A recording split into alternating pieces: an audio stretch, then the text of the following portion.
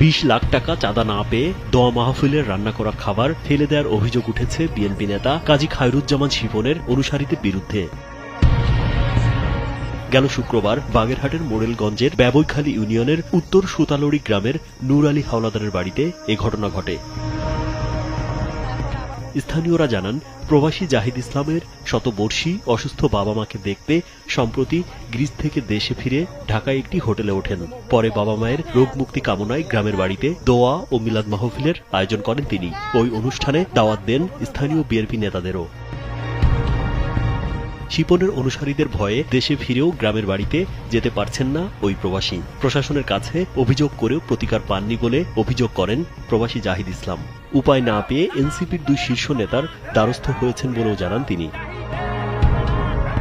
এ খবর পেয়ে ক্ষুব্ধ হয়ে প্রবাসী জাহিদের কাছে 20 লাখ টাকা চাঁদা দাবি করেন বিএনপি নেতা কাজী খায়রুজ্জামান শিপনের চাচাতো ভাই কাজী সাইফুজ্জামান রাসেল।